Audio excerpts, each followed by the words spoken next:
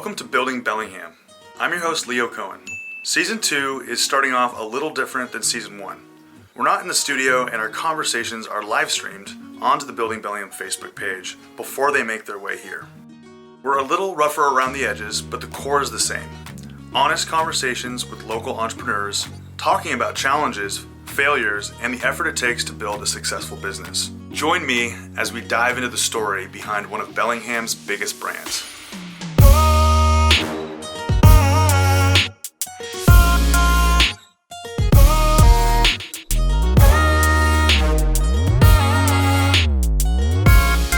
Roll.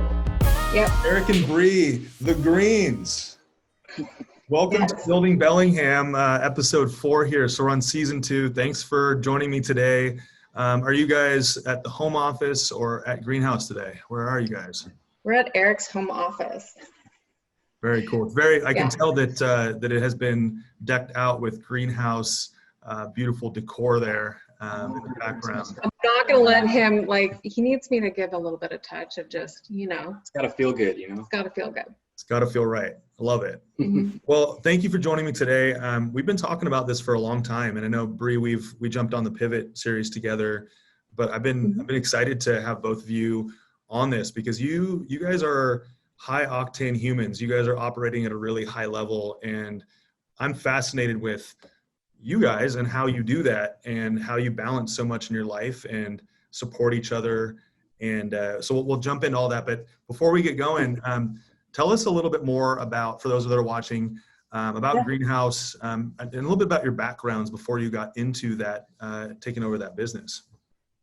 Totally. I think it was probably, it was a few years of Eric pushing, Eric had been in real estate for, back then 15 years in Whatcom County.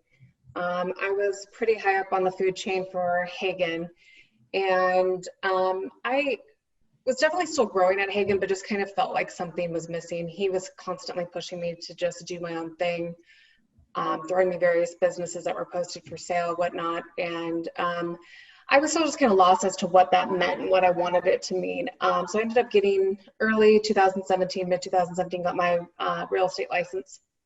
Wasn't sure if we wanted to do that together as a team. He was still pushing me to find something else.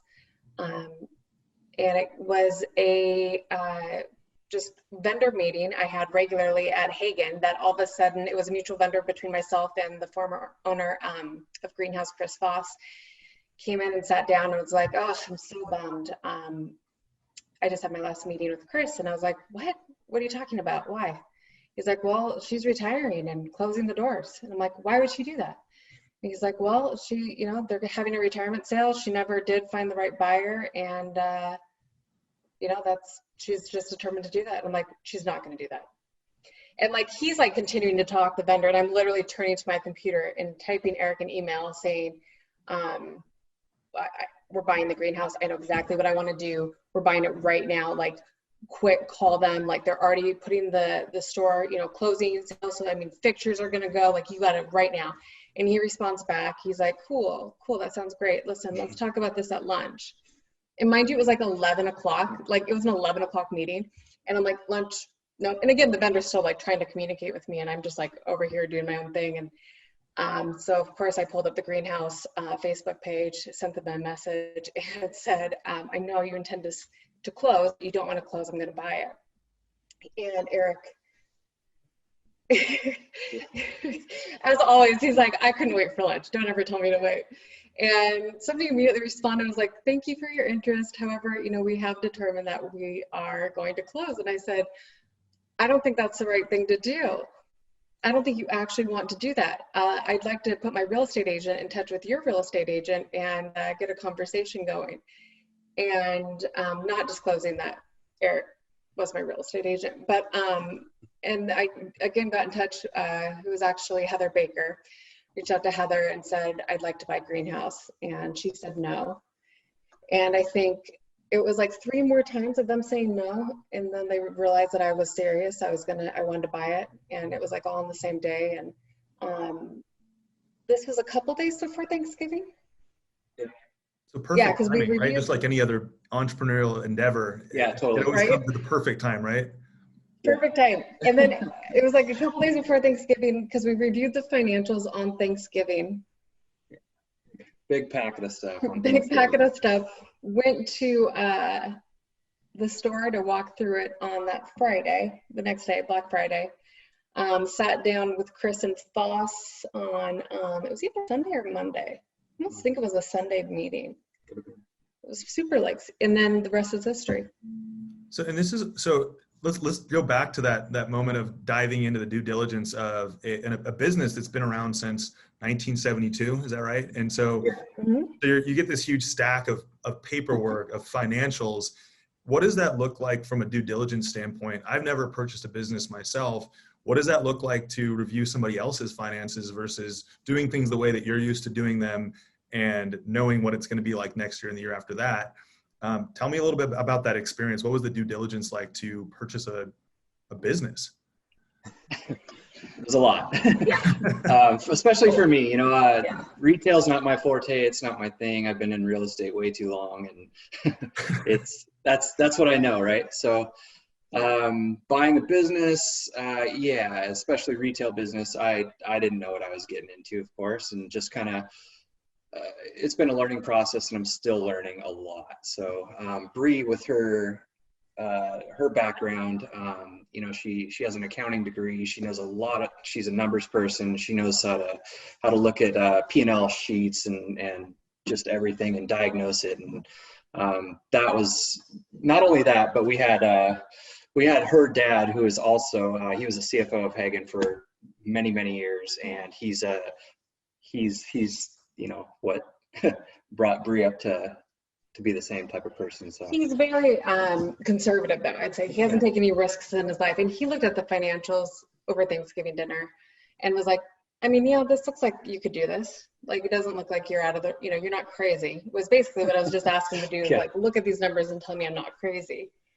And definitely what I saw was this room for growth. And the previous owner, Chris, she's an incredible human, but she herself admitted just due to just personal things that happened in her life, she kind of left the business for 5 years in terms of just being able to continually grow it. So I definitely saw this huge opportunity. I knew it wouldn't be instant gratification. I knew it'd be a process, which it has been, but there's so much I've learned that I could educate people on now with, looking at papers and just the things to ask for and the things not to ask for. There's so many little things. You can't take anybody's word for it. When they say they just upgraded their computer software now, when you hear that word, it should have been probably in the last year, or it's already, out of date. Right. And little things like that, we heard things, and because of the short timeline, we kind of took them to their word, not to say that they weren't the right word. It would just, definitely, there's just little things like that I know now. But it's just a process, it's right? A process, yeah. And, we were fairly new at it, and this was our first go at it of stepping out and getting involved in a pretty big operation, really, for us. Even though it's a small business, you're still taking on right off the gate. I think we got in with 19 employees. Yeah. Some had been there for almost 20 years. So they've been there a long time. There's a lot of things to get through there, and managing a large team to start off like that, where most of them know more than what you're doing. What was that like to? Because you've built your real estate business, and you were used to how you operated at Hagen, Bre. So what was that like to step into a business and have the humility to understand that people that were already there knew more about the business, but you knew you had this vision. So you had this vision of what you wanted to do with it, but stepping into it saying, I am starting kind of fresh here. And tell me about that experience. How was that? Yeah, it's interesting because it ended up being more fresh than what I intended it to be. I virtually purchased this empty shell of a store. By the time, there were just certain agreements that had to get signed and in place, and it was such a short time period, and it was also the holidays. So, all the items are going out the door as quickly as they can. You know, they're selling floor models for furniture. And so when I bought the store, the back kitchen area was this, I called it a bowling alley. It was empty. We had everything in, the limited inventory we purchased was in this a small corner of the store that was, everybody knew it as the dinnerware section. And it was crazy. I felt really good on one sense because I was like, okay, this is a fresh start. But then in the other sense, I thought, okay, but I need to first get the community's permission, I felt like, to make this change and to show the community my vision. Like, to me, it wasn't just my employees and my team. I needed to show the community and get their permission to show them my vision that I had too. So I brought in a lot of the same things that were carried before. A lot of just the good popular items. I threw in a little bit of my sprinkle of personality on it, and then really dived more heavy into it, like after that first month, 6 months probably period of just asking the community and the employees, my team, for like the permission to trust me and to trust the vision I had, if that makes sense. It does. So tell me a little bit more about, so you've got this kind of the routine inventory that clearly people liked because they were coming back. You had repeat customers for that, the most popular items. Tell me about the sprinkle that you put on it. What's your style? What did you add to that inventory that was kind of an ease into, hey, this is what another part of this that I want to do? Totally. It was like this limited demographic that we were speaking to. And I was looking at this big picture of this amazing opportunity. Like, how do you build the brand to go beyond Bellingham, beyond Whatcom County? Because I felt like the concept that I had allowed me to do that. But the current brand that I was given was speaking to just a smaller demographic. So what I brought in was just a variety of things. Styles, weren't limited to just kind of a set style that was before, but it was bringing in the styles that they loved and then adding in the style of just a little bit more contemporary, modern, maybe a little bit more just bohemian, little younger taste, making sure the millennials felt welcome to come in, making sure the price points were kind of varied with it too, and the price points would carry with it. Definitely adding in just small bits of just a Scandinavian minimalistic style and feel, which, before everything was, pretty just limited, I guess, in the terms of the style of the decor that we had. Yeah. And at this time, so you're diving into this, and Eric, you're running a real estate business. So that's what you're focused on, but now you're in this, it's kind of a support role. You're like, Bre, what do you need me to do right now? Was that kind of like when she was diving into that, was that what it was like for you? Just what do you need me to do to fill in the gaps? Or were you on what was your role at that time? I just kind of rolled. Yeah, I just kind of rolled with it for the most part. I mean, like I said, retail, it wasn't my thing. I learned a lot in the first 6 months, and I've even learned more since. So, yeah, I mean, it was total change of pace for us, for sure. We I think it was, though, wasn't it in that first 5 months that I did the first staging for you? And then you started seeing, wasn't it in that first time frame? Yeah, probably, yeah. So I staged one of his listings and I said, look what I can do. And it's funny because if I look at those pictures now, I'd be so embarrassed. I'd be like, this is the worst staging job I've ever seen anybody do. Like, what am I even looking at? But I'm like, look at this. Like, look at how this business can help benefit your business. And I believe the community wants this too. And that first listing, I mean, I can't tell you how many people asked how much the bed frame was. We sold the table and chair set that we showed there at least 3 or 4 times, including to the homeowner. Sold the living room set. And I'm like, okay, these businesses can work cohesively, together. Yeah, that was a huge benefit for sure.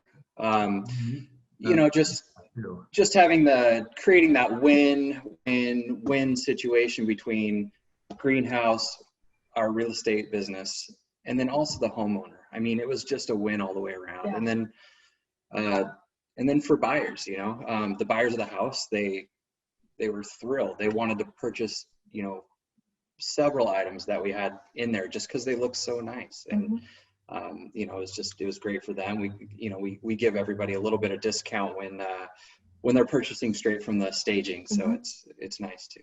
And it makes it nice too, because you are the source too. It's not like a third party source. You're saying, well, actually, I know exactly how much inventory of this I have. I can make this happen. Here are the things I can do. So it was a big a moment of like recognizing that you've just leveled up in your concierge service for both businesses. So, Totally.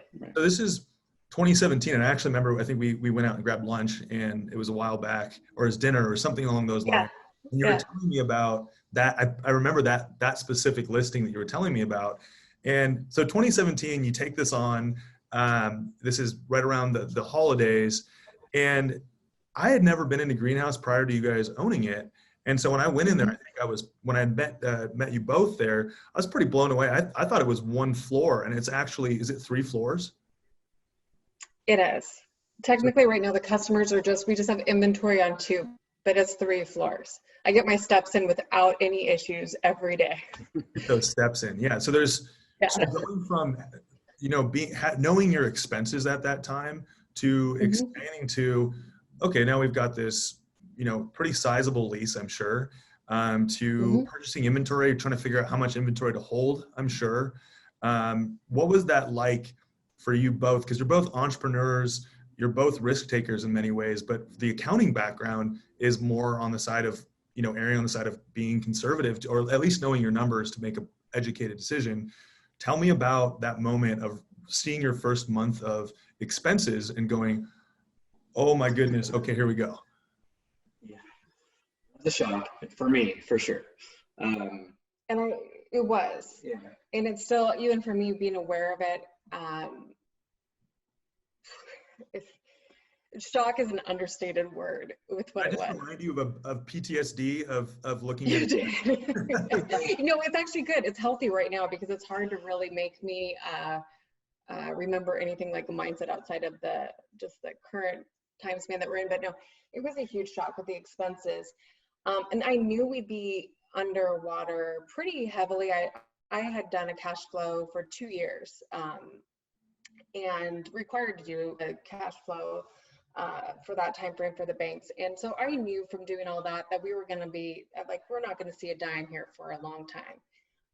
But it was just little things that you have that you don't even think of that can creep up. Employee overtime. Like, even though you may tell an employee like, hey, life's the same, moving from one bit, we're still greenhouse, we're still this family, but little things like that, all those little expenses can add up. Turning off more lights. Like, it's crazy how stringent I became with expenses when I found myself just in that moment of injecting personal cash of ours that we had worked so hard for. And Eric looking at me like, is this ever gonna stop, requiring this? And just trying to generate that growth and maintain and manage the expenses. It's huge. I think they should do more. They do first-time home buyers courses all the time. They need first-time business buyers classes. And yes. I don't think people usually buy the size that we did, but they do. I mean, they do. They need first-time business buyers classes. And maybe that's what I'll do in a few years, is start launching that. That's awesome. So for you guys, you looked at the expenses, you did the cash flow analysis for 2 years for the bank. So tell me about the purchasing process. So for someone that might be looking to, start a business, and we don't need to dive too much into that, but I want to hear more about your experience. It sounds like you put personal capital into it, maybe you went to the bank as well to get additional capital. What is that process like? Tell me about your experience. How did you get capital to keep the business afloat until the profitable months? Yeah, it was really a process. Eric introduced me. Eric had a relationship already with Shauna at Savvy Bank. And Savvy was incredible, by far. Sorry for the coffee machine. Ultimately, it was huge what she was able to do in building that relationship with that local bank. I know I could call Shauna right now and she'd pick up the phone if she saw it was me. And I feel confident in that. It went to a test. We had kept really good personal financial records up until the point of asking to, purchase a business. So that was a really kind of a key that I found later. Just Eric's business is, that's a business of itself, and making sure that those records, we had maintained those records well for a few years. And so that, definitely was a huge key factor in showing that we already had a profitable business going into this one. Yeah. So so basically you're trying to show that you're a good purchaser, a good borrower, right? From that perspective, putting your own capital into it. making sure that everything was dialed in. And I'm sure that your background in accounting probably helped with that to make sure things were in order. But it sounds like when you go to the bank to do that, it's important that you have everything just lined out. They can trust that you're going to take this over and do a good job with it. So it's not just, do I have the cash up front? It's, am I a complete borrower? Am I the right person to operate this? Totally. It's showing them that complete portfolio and being ready. It's all those things. I mean, there had been a dozen other people trying to buy a greenhouse throughout the last, year prior to us getting involved. And they just, for whatever reason, just weren't the right buyer. With Bre's background, they instantly saw that she knew what she was talking about, that, she was going to make all the right moves necessary to make it successful. So yeah, and Eric, for you, you've been running your own business for a long time now with your real estate. Yeah. And Bre, you've been operating at a high level within another business. What was that like for you specifically to go from operating at a high level in someone else's business to saying, oh wait, there's no, the top is, we are the top, this is us. And what was that like becoming stepping into entrepreneurship from working for a corporate company? Honestly, it felt really good. And truly the way I just held myself in Hagen, I always held myself as if I was at the top. And I don't know if that's a good thing or a bad thing, but I think all my fellow Hagen, I had so much passion and dedication for that company. Not only was my dad, the CFO for so many years, I felt like I could run, like I had just been in, countless meetings. I'd been a part of them for so many years, and it was my family. And it felt like I did own a piece of the puzzle. If the store was failing, I put all my efforts into it to make sure, to change it, to make it profitable and whatnot. And been with them through, huge acquisition. Absolutely just out of this world. And then filing a bankruptcy. I'd been through all that. Been with them through selling to a third party, investor. I think I had experienced really every level of business that you could possibly experience. And I took it also personally. And that's really why I knew I was getting bored and ready for that next step, is because I was like, oh, what's left, to really help me grow as a person. Because I felt like I had grown that way. So to me, it was great. It was almost like I did both roles for a few months. Yeah, it was a few months, did both roles. And to me, it was like, no big deal. Same old, same old. So, the craziest part to me, okay, so I don't have any kids. We don't have any kids yet, but you guys have kids, and you guys have your personal life. You probably want time together, and you have, especially, we can talk about the transition, but also now operating. I only have 24 hours in a day, and somehow you guys have figured out how to do 36 or 48 hours, or however much you cram in to each day. But tell me a little bit more about what your life was like at that point. How do you schedule? How do you block that out and then find time to just say, I need personal alone time, or we need time together, or time with the kids? How did you guys do that during the transition and then after that? During the transition, it wasn't too bad. Yeah. I'd say so during this, we'll probably get into this later, I'm sure, but during this whole pandemic, it's been a lot more difficult to try and take any bit of time off. It has been absolutely insane. So. And balance has never been, I guess balance is something I've always had to remind myself to do. But to me, like, my husband and my kids come before anything and everything. If they call me and need me, or if I feel like they're not doing well, like, they will. And my work knows that. And I support my team that way too. If they come to me and say, I have one employee who has, a second grader that she's like, oh my gosh, I just missed the Mother's Day tea. I'm like, you go right now, like, go and fix that. And I know, I've always said, you put your family first. And that's the way I lead my team. And that's the way I try to lead our business life. Obviously that has a couple of changes, recently, but until then, that was something that was very passionate to me, and they knew that I will still go and pick my kids up from school. I was blessed when we purchased Greenhouse. Taylor was in Wacom Middle School, which was literally a 5-minute walk and 2-minute drive. And we just found ways to make it work. We did. Yeah, and then maybe it was more like Eric picked up Jake more, I guess, from elementary school during that time, because Elementary school for us was 2 minutes from home. You know, middle school was 2 minutes from greenhouse. So we just made it work and had the priorities, and yeah.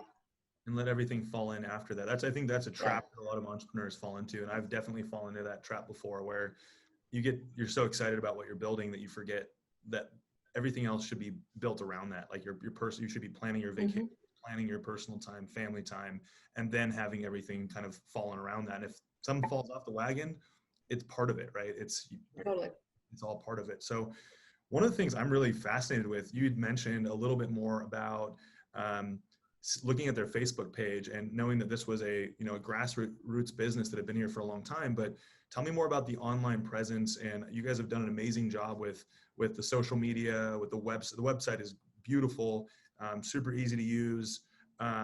Tell me a little bit more about your vision with that, and how did you grow that? How did that change when you guys stepped in? Because I didn't even know that was there until you guys were there, honestly.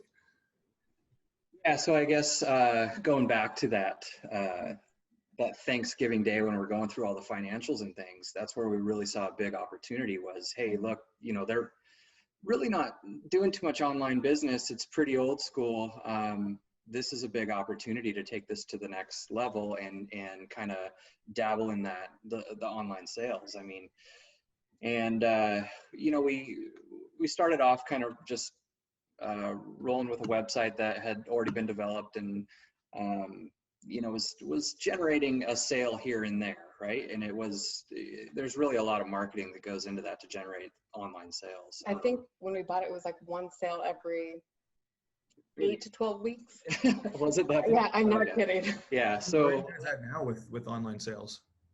So since then we've developed our own website. It's all brand new systems, and it's all integrated. So from our in-store systems to our online systems, it all integrates all of our inventory. It's very streamlined, and now since everyone's kind of sitting at home shopping these days, we've brought that up a lot. Yeah. I mean, it's been very helpful through the pandemic for sure to have a good system. It kind of started with the process first, I guess, of like first I had to build a brick and mortar and build our brand there.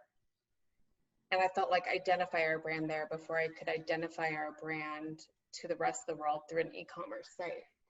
And when I first jumped into it, I genuinely, when we bought the business, I thought we only needed to change the way the e-commerce worked. And I didn't even know, I'm not gonna lie, I'm not good at IT, and I've had to teach myself a ton because I had no idea the complexity of what an e-commerce site could look like, and therefore also kind of the other side of how simplistic it could be too. So I jumped in, I told Eric when we were running the numbers initially to buy the store, we just need to kind of revamp this e-commerce, thinking it'd be easier really than what it was. And by the time I jumped into it like deeper, I realized that no, we need actually to upgrade our entire POS system, which is our front end system, and as well as the e-commerce, and did a ton of research on which company to go in with and make a commitment with. Landed on one that, like Eric said, syncs flawlessly between the e-commerce and the POS. It's virtually the same inventory is being held, so there's no confusion. And it took about a year after that then to build it. Not gonna lie, I thought it'd be, again, you look at this thing, you jump into it, and you're like, it's gonna be like this really quick process. We're just gonna build this website, and nope. It was like literally, I was like, yeah, cool. So like 3 months, and then I was like, okay, our new deadline's gonna be like 6 months. And I think we actually we launched the site, started it in July, launched it in first part of February, but really wasn't ready to launch it. Like we launched it, but it was like, we weren't getting any sales on the old site. So it wasn't kind of no harm, no foul, but it took a full year to actually be able to reveal what you see today. And actually we are probably conservatively 3 weeks away from having an all new, even better looking and functioning site than what you see today. Wow. So what you're saying is that I think a lot of people that are becoming entrepreneurs or doing entrepreneurial endeavors think that these things, especially when you start out, you feel like everything has to happen right now, and you're surprised when it doesn't happen within 2 to 4 weeks. And these things take so much time in planning and redoing the systems, and then trying them, and then them failing or them failing a little bit and tweaking this, that, and the other. And so kudos to you guys for that. So this rebrand, online presence, tell me more about the lifestyle vision that you had, because, and you're probably glad now during the pandemic that you really worked hard on this online presence, because part of what I imagine is your demographic would be someone that wants to come in with the quality of product that you have, to come in and like touch it and sit on it, and whatever these different pieces of home decor are. How has that changed? I mean, you guys, I imagine that's a big part of how you acquire a customer, right? Totally. Yeah. So my vision really when I bought that was believing that yes, we needed to build an e-commerce site and get that into the numbers. That was an opportunity, but really was believing in the brick and mortar. I believed in the brick and mortar, the need for the customer to want to touch, feel, and see things, and just create this like ambiance where they can, like, maybe they're having a bad day and they just want to go spend 30 minutes to an hour getting lost, just moseying throughout the store, and bringing to them these moments, almost like these miniature moments, like as I walk through, that like are so special to me, that I hope are special to them too, and trying to somehow bring those moments then to life through e-commerce has been incredibly challenging. I think we hit it with this new design that we just did, but I would even say I'm not happy. It's good with what we have now, but I think we can even build on that to truly try to speak to the customer with them not being even present in the store. And that's a challenging thing, for sure. Through outlets like social media, because a lot of people, especially you were talking about the millennial demographic, a lot of people are just scrolling. They're not going to brick and mortars. The millennials are just, I say the millennials, I am one of them. Yeah. So I can't say the millennials, but I think when we got them, yeah. The point is though that, I think that the next generation is definitely very much purchasing through, or getting really familiar with the brand through Instagram, Facebook, probably LinkedIn, other platforms. Tell me about how have you portrayed that to these different demographics that may or may not be on social media? I think that it's been hard. I mean, for like the social media side, it's like, that's a hard question, because for me, the social media side has always been just being consistent with our brand and the image that we portray. And I think that has helped us grow. To those that aren't on social media, it's tough because you still have to just show them your brand through, I still do direct mailers, which probably to you, you're like, you still send something in the mail.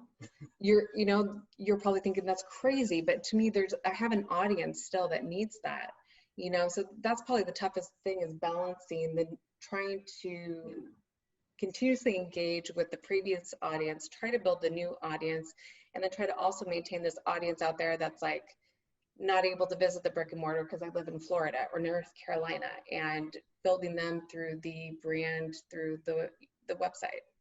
Yeah. How has that experience been for you guys to go from, like, say, day one where it was, taking over the business that had been established there, to, getting a sale from, or someone purchasing a couch or pots and pans or a butter dish or whatever it may be from across the country? What is that moment like for you as an entrepreneur? Is it like, whoa, this is working?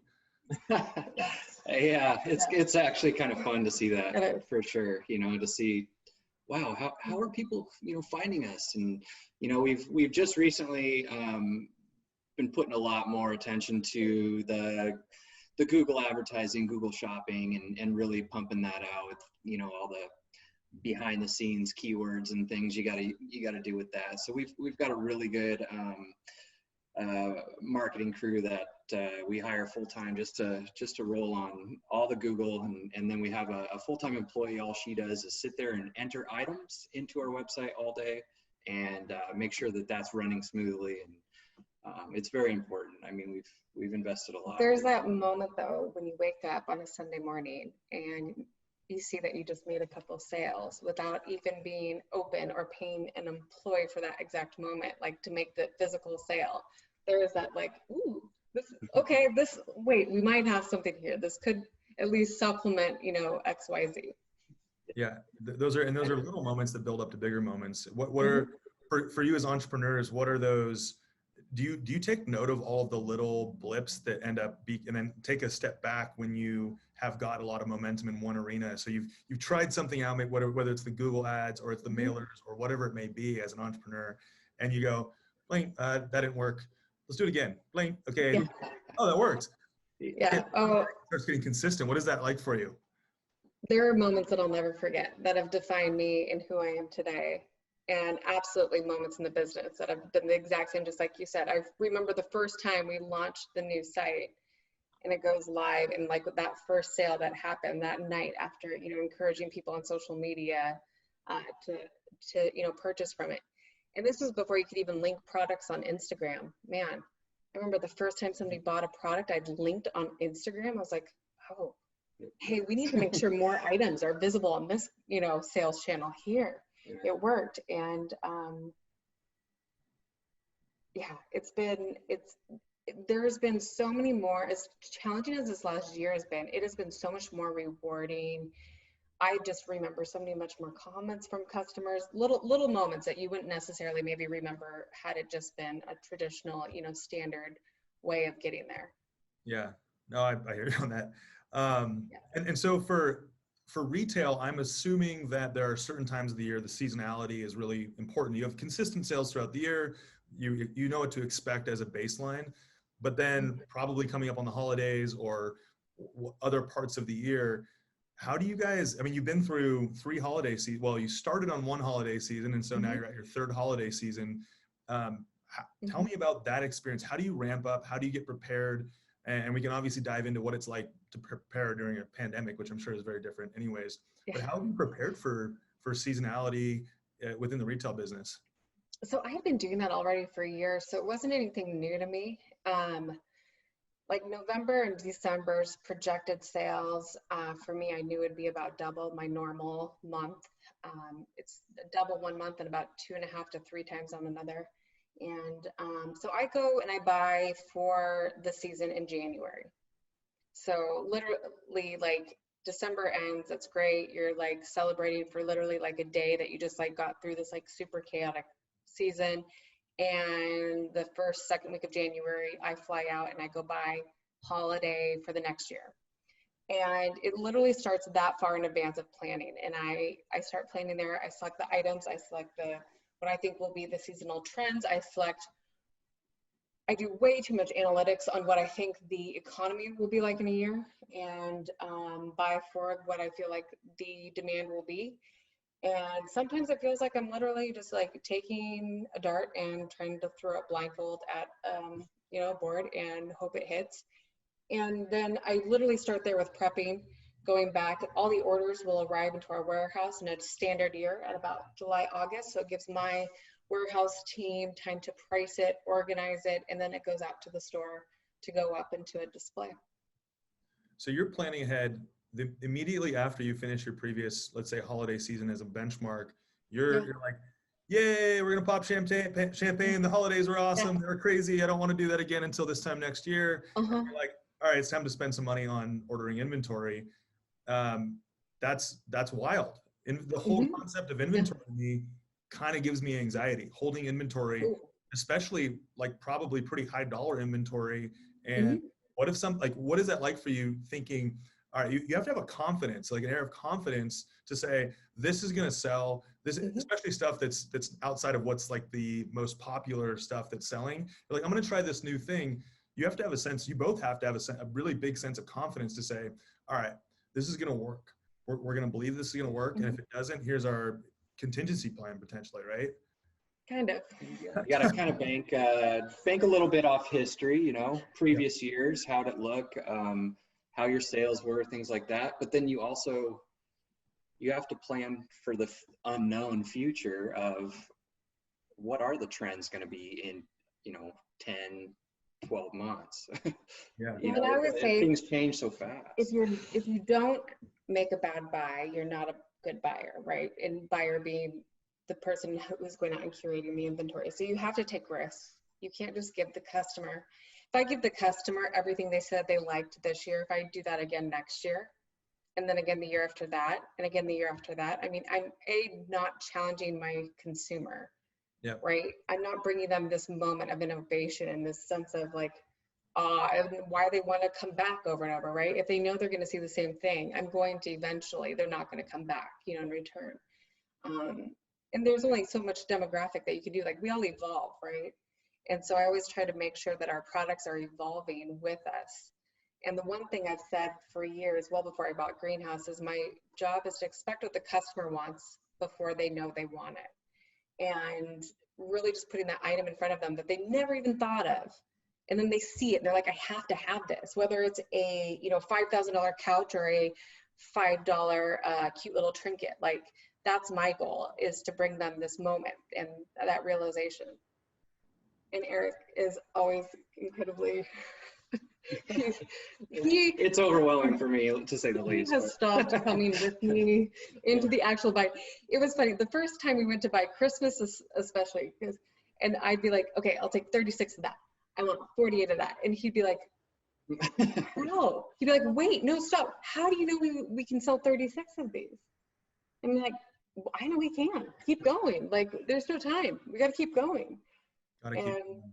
Are you still the only purchaser, or do you have a team that helps you with some of the purchasing? As you guys have scaled, have you scaled that purchasing team?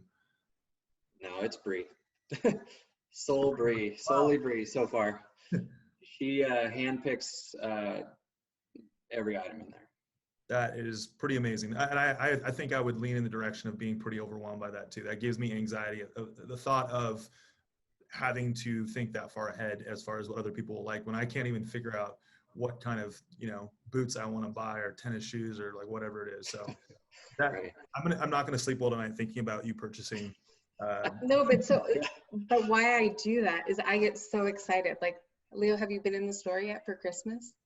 I haven't been in the season yet, no. Okay, so you have to come in and see what I bought. Like, to me, I get super excited to show everybody. Like, that is why I do what I do. Like, I love bringing happiness to others and having them see, like, just wander through, and like, I genuinely enjoy it. I do. I am amazed by that, and I'm amazed that you still have time to think about what you want too and what you guys want. So kudos to you guys on that for sure. So this is the cheesiest real estate phrase of all time: location, location, location. Right? But it's so true. It's really dumb, but it's really true. And you guys have this amazing location.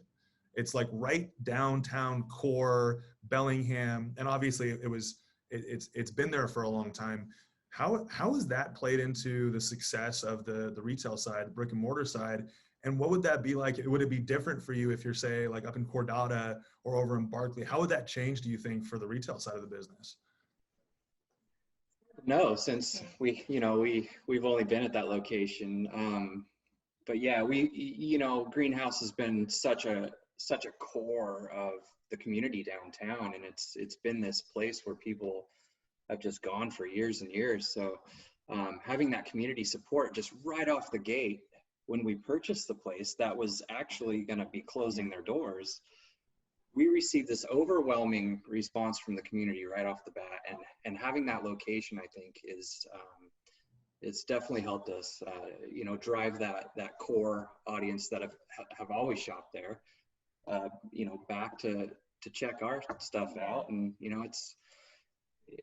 we've kept a lot of that customer base that has been there forever. So it's really been helpful, I think. And I think the location really speaks to the brand of the store that we're trying to, tell, and the story that we're trying to tell behind the brand. And that's, we're not in Cordata, because I'm trying to think of a lot. There's not that like local niche, larger business there, right? Like in Cordata, and there might be, and I apologize if I'm speaking and there is one.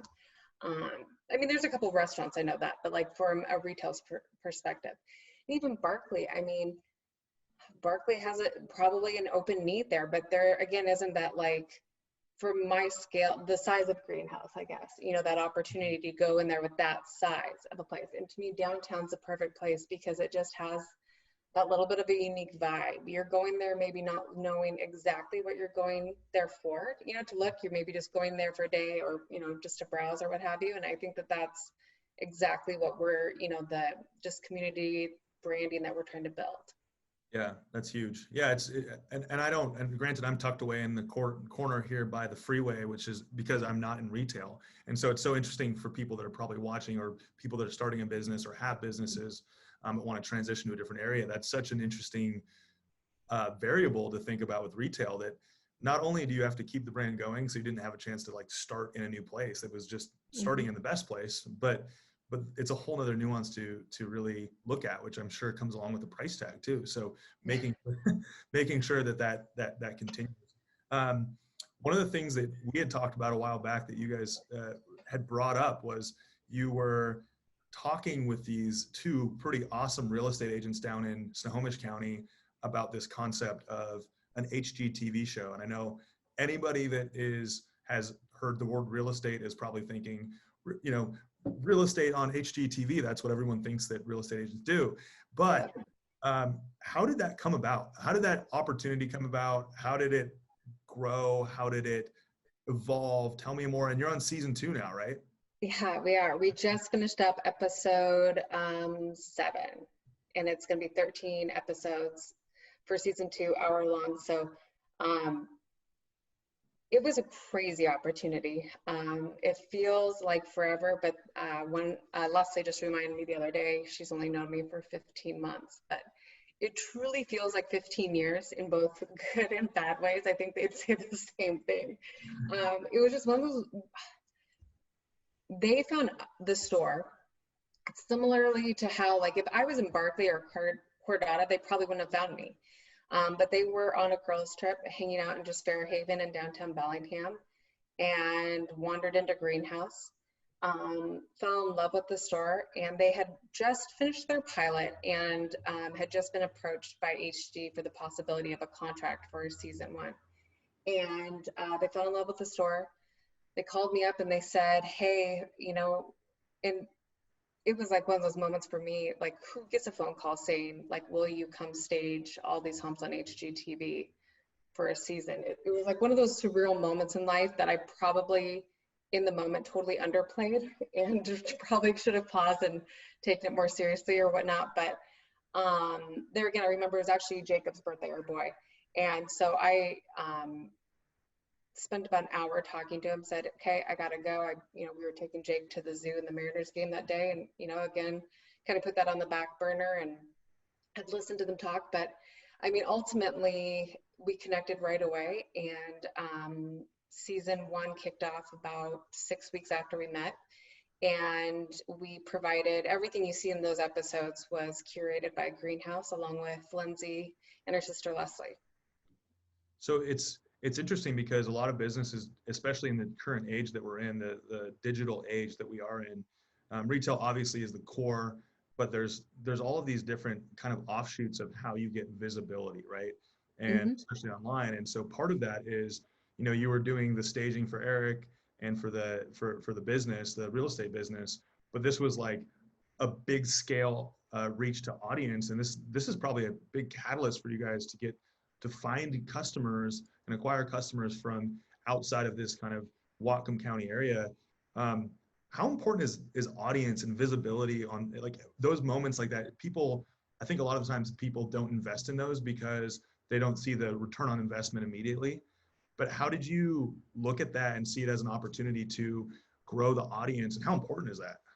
Oh, it's huge. I mean, and I definitely went into it knowing that myself, like them, we're going to invest in season 1. It's a lot of trust and just building growth with the other party, hoping that for some miracle you might get back for season 2. And so for season 1, I looked at it, I said, you know what, we can at least break even. We can at least gain exposure enough that we'll break even off our investment. So I mean, it's a lot of work. I mean, what you see is like on the show, you're not like seeing anything sugarcoated. Like, it's a lot of work, and we put our heart and soul into it and to deliver what you see. And we, just like I thought, we made our money back. We broke even. We didn't make money, but we made every dime that we'd invested into it at the end of season 1. So, and that was exactly what we hoped for. And to me, it was something that I saw that I believe really kept us running through some of these really difficult months of March, April, May, where we were kind of searching for how to put that next foothold into place. And so when season 2 came up, season 1 was just 10 episodes, 30 minutes long. Season 2 is now 13 episodes, hour long. So huge opportunity, but then just kind of the investment also goes with it at birth. And again, I believe that if we can somehow miraculously make it to season 3, we might make, it's a long-term, it's a long-term wealth building, not that short-term, make money quick type of concept, I guess. Hey, if South Park can make it to season 30, you guys can do all. I know, I believe. They never age. Yeah, right. Yeah, we never grow up, right? So tell me a little bit more about the show. It's called Unsellable Houses. It's on HGTV. Yep. And tell me, explain the concept for people that are not familiar with it. What is the concept of this show that these two agents down, real estate brokers down in Snohomish came up with and brought you into? What's the concept? So that's great, because I love the concept. That's actually what kind of sold me on it, is because it's not what you see on HGTV right now. So Unsellable Houses, what we do is we take a house that has been listed on the market and hasn't sold, and believe it or not, that exists. We are still actively, we have 4 more homes to find this season. We can still find them, like it does exist. So you find this home that has been listed and it isn't selling. They then invest their own money into it to make changes, whether it's like, hey, your kitchen is like tucked away in this corner and is way too small, or if it's a 2-bedroom, making it a 3-bedroom, what have you. They invest their own money into the home to do the renovations. They then split the profits, or I then come in, stage it. They make the renovations, I come in, stage it. We throw it up on the market, it sells, and then they split the profits remainder with the seller after recouping their initial investment. And the cool part about all this is most home shows that you watch on HG are all focused on the buyer, right? They're all centered on the buyer and the buyer's purchasing. And this is the only home that I've, like, at that time, at least when they brought this concept to me, where it was focused on the seller and the concept of the selling process, which was really cool to me. So that immediately interested me. And then the other part that I love is that we literally put a different personality and style spin on every home we do. So unlike other TV shows where like, just to, Fixer Upper even does it. I mean, Fixer Upper is an incredible show, but they have kind of that same style over and over again that you see. And what we really try to do is bring a different style into every home. So, in season 1, we had a, boho chic in a condo that we felt like would be a first-time millennial home buyer. We make a modern farmhouse for that, Rambler, in a good school district. We put a different home style, different focus on the entire just decor of the home. And it's been proven so far, every home has sold, incredibly fast and for well above the original unsellable price. Well, that's an amazing program because, we don't need to talk too much about real estate, but it's one of the things that we're seeing and a lot of people are experiencing is that, yes, obviously, homes that are within a certain criteria just disappear within the first, 4 to 5 days. But what you're doing is you're stimulating a rung out, like the homes that have positive attributes to them, but for whatever reason just aren't getting the attention or audience that they need. And you're actually making them more appealing and creating more inventory, in my opinion, which I think is an incredible economic stimulation that we need, right? And making homes totally.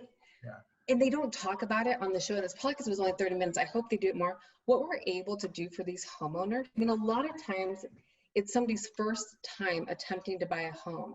And from being a real estate agent that first home that you buy, man, that was hard to get into for most people, right? Like that's a huge deal. And then when they go to sell it and they have struggle selling it, that feeling, being able to help them sell their home and make more money off of it than what they would have originally, done.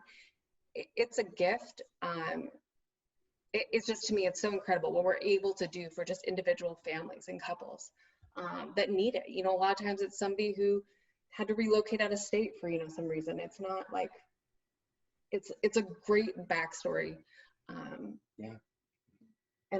I love helping people. And so that was the other thing that just told me, like, we can serve others and and you design and make pretty rooms. Like I was all in. I was sold right away.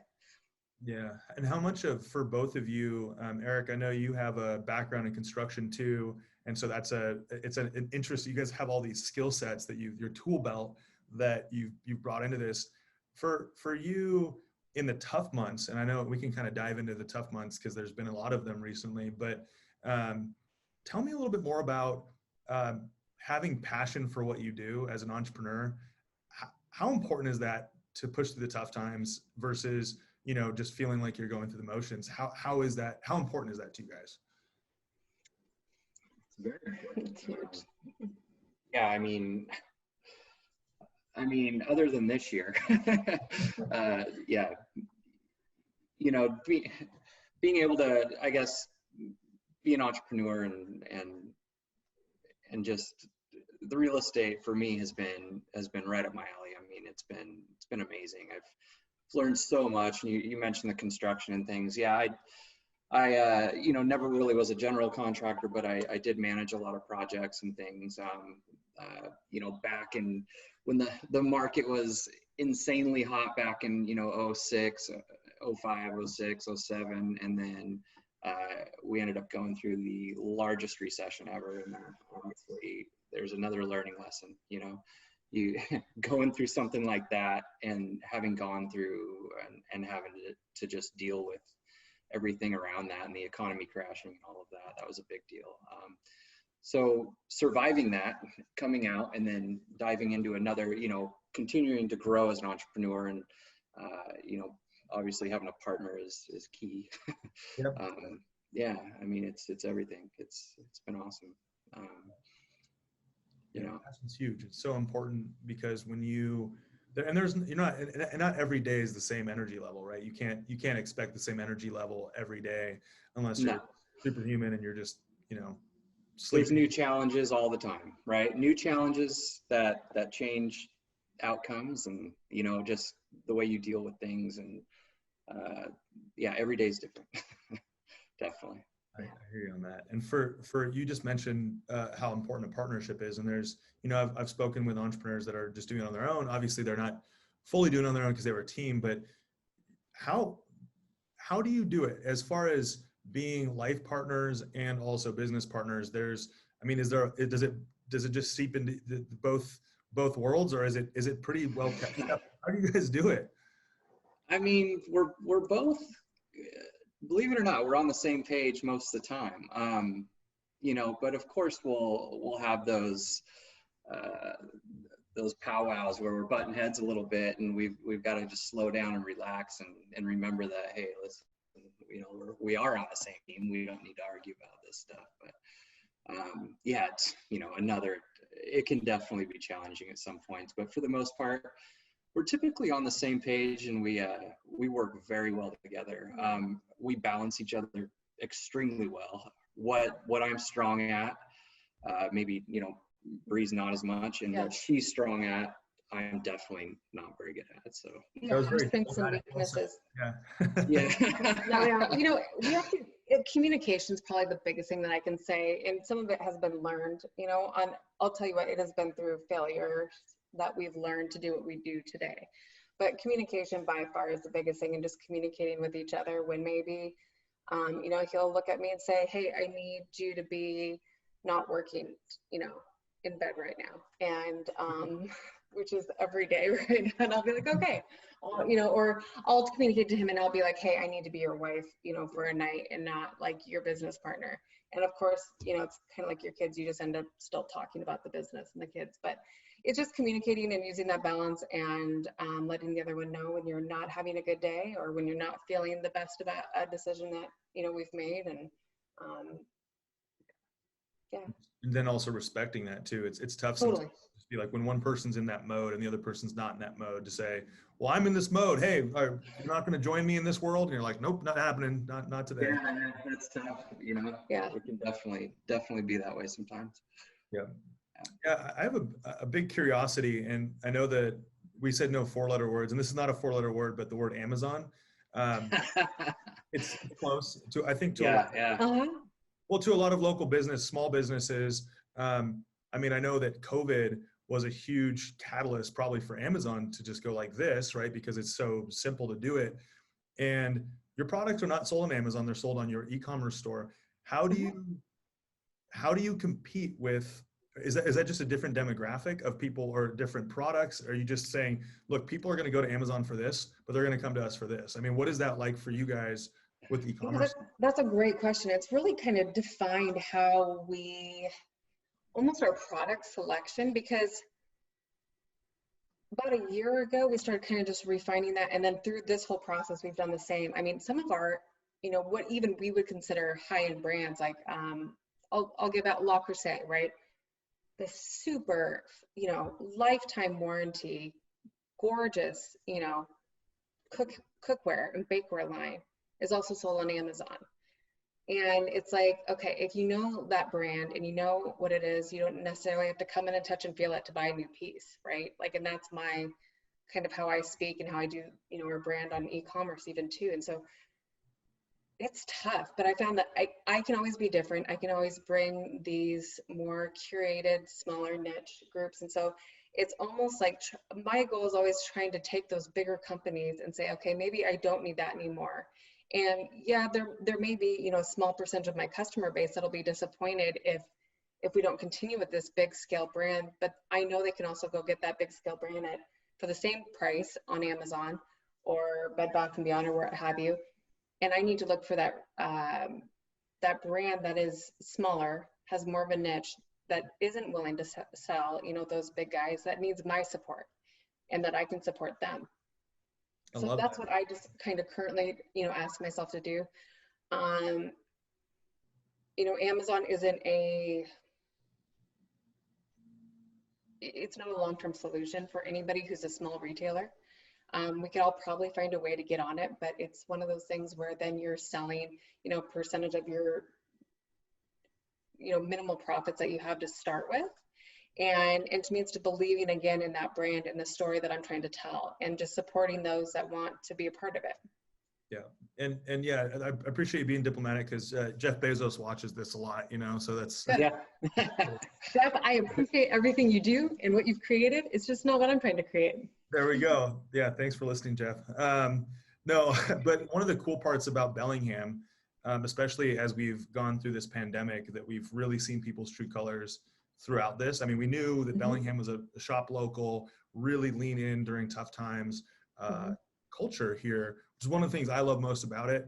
But that's why I asked that question I'm so fascinated because Bellingham I've seen turn inwards instead of turn outwards. I mean, granted, there are things you need to go outwards for, but I would say the majority of what people are doing right now is turning inwards and supporting local, buying local. And it's been amazing to watch.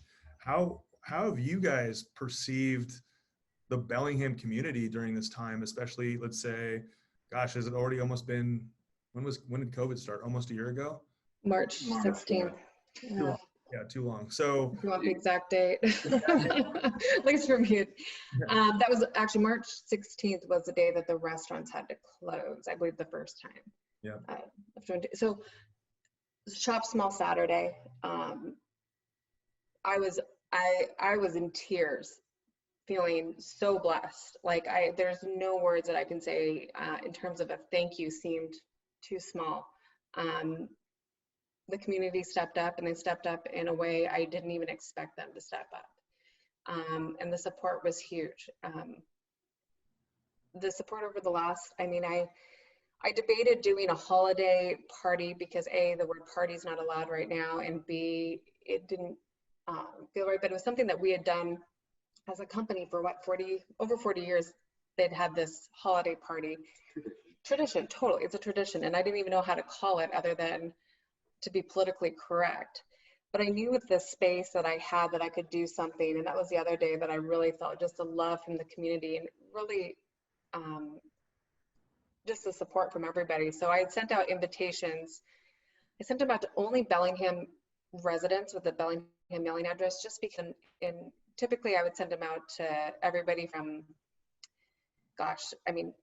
Anacortes, LaConner, Camino, all the way up, everybody got an invite to this holiday party, and people who know our traditional party know that, you came and you had, free, appetizers and wine or cider and live music. And it was this great night to launch the holidays and to unveil this year's holiday collection.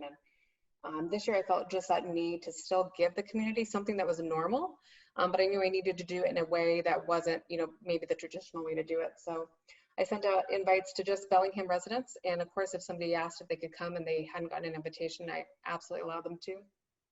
Gave recommended shopping times based on their last name, hoping that I could then use that to socially distance, limiting the exposure. And again, I did Bellingham because I was like, it just felt okay. Like we all shop in the same grocery store, right? Like it felt like we were just kind of all controlling maybe the same little, like, I don't know, like there's no control right now, but if we had any, that was it. And I mean, I had the best overwhelming just response. It was so safe.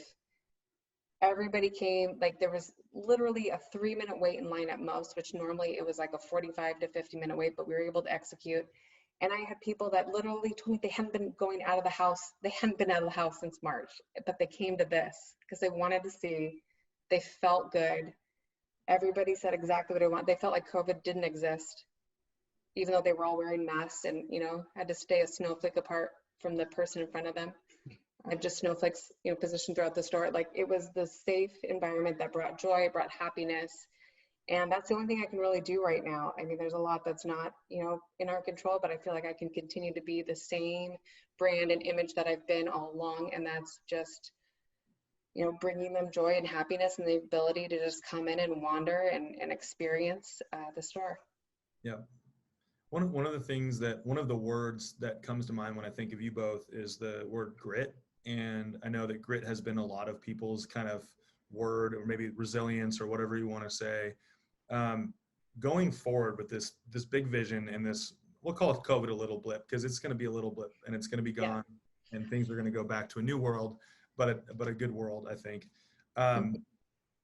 What does the word grit mean to you guys? I mean, for what you've been through since you started, to COVID, to your future vision of what Greenhouse is going to become, what does that word mean to you guys? What is that word?